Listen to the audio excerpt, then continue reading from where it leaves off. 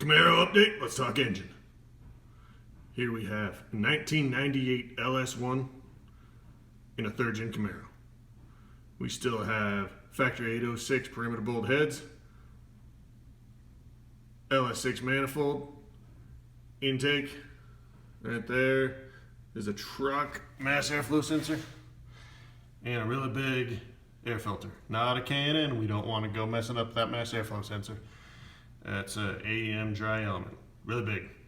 I like it. Speed engineering long tube headers that you can't see in there because it's way too dang dark. So let's go look past. Oh, there you go. Nice ugly bracket in the way of some fancy pants headers.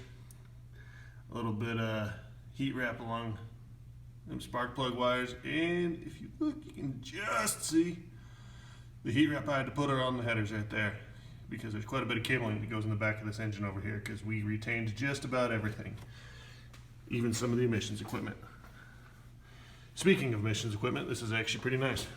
We have some nice AN lines going into the intake manifold port right there, that then goes into the evap solenoid, then wraps around, you can see it right there by the fuel line, which is also nice AN fittings, and then comes down right over to here into the factory third gen return line.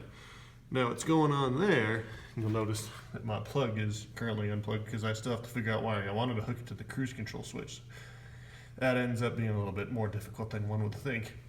But we have a fourth gen fuel tank in this, which means we have provisions for the evap and all their pressure sensors and whatnot, but because we're not using the gauge cluster out of a fourth gen, it does not get the serial data to do so.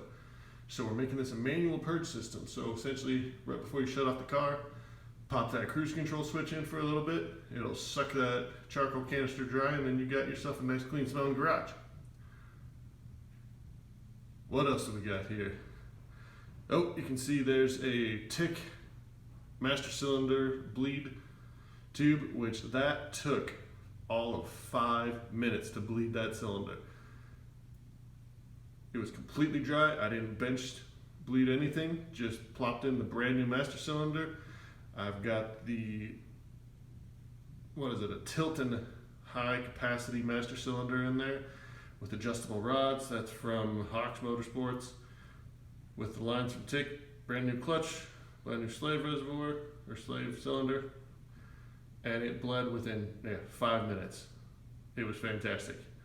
All these people that are having trouble bleeding T56s, they need to get this right here.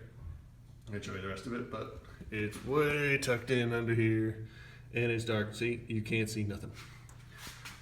But what else on this little motor? You can see all my wiring. A little bit of, it looked prettier before, all them wires. But it's a driver, it's functional, so I don't care about no show car business. Well, that about wraps it up for third gen Camaro LS1 update.